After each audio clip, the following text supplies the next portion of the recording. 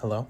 In this podcast, I will be discussing the topic of renewable energy, what the main sources of renewable energy are, what are the advantages and disadvantages of using renewable energy, and finally, what are the economic and political challenges of moving from using fossil fuels to using renewable energy to produce electricity in the United States.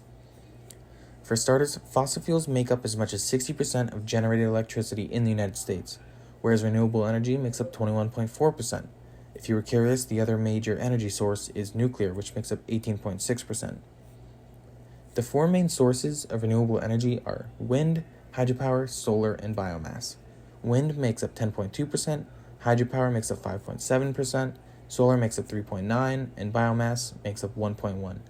These numbers are very low when compared to the most common forms of fossil fuels like natural gas and coal. For example, natural gas comes in at 43.1% and coal comes in at 16.2% of all generated electricity in the United States. There are a lot of advantages to using renewable energy sources, but the most important one is that it is clean and non-damaging to the environment, unlike fossil fuels. More advantages to renewable energy sources as a whole are the simple facts that they are abundant, accessible, and readily available. Solar especially is abundant because the sun is always emitting energy that is ready for us to use. Wind is a renewable source that has all those benefits, but even more because wind energy has the lowest cost benefit among renewable energy resources, making it the most financially attractive source of renewable energy. For example, it is a lot cheaper than setting up solar panels.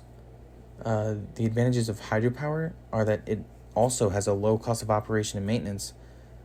It is also clean and comes from diversified sources. Not only that, but hydropower also provides flood control, irrigation support, and clean drinking water.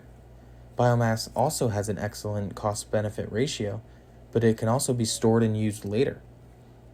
So there are a lot of advantages of using renewable sources and even unique abilities within each resource.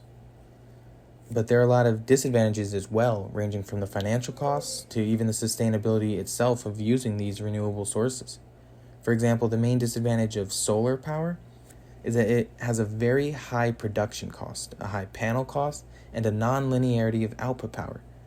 Again, with wind energy, there are financial concerns given the higher installation, operation, and maintenance costs.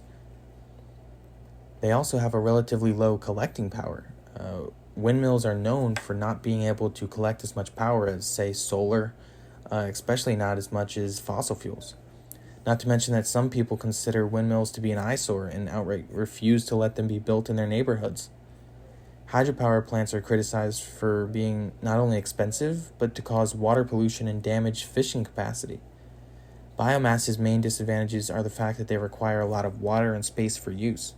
They emit greenhouse gases and have a low energy content and density. The main challenge of moving from using fossil fuels to using renewable energy is the fact that fossil fuels are so much more energy dense. Coal has 3 times the energy density of wood, so you don't have to use up as much space to store the fuel. Also, oil is as close to perfect as you can get for transportation, with oil being twice as energy dense as coal, making it 6 as energy dense as wood, and it is a liquid rather than a solid, allowing for storage to be much more diverse and simple. Not to mention how much quicker and simpler it is to just fill up your tank with gas versus waiting over 30 minutes for an electric vehicle to recharge at a supercharger. Which, by the way, electric vehicles are known to have a lot of trouble in frigid temperatures and won't hold a charge in these bad conditions. Another problem that needs to be considered in the transportation sector of renewable energy is that trucks going around the country require oil to be efficient.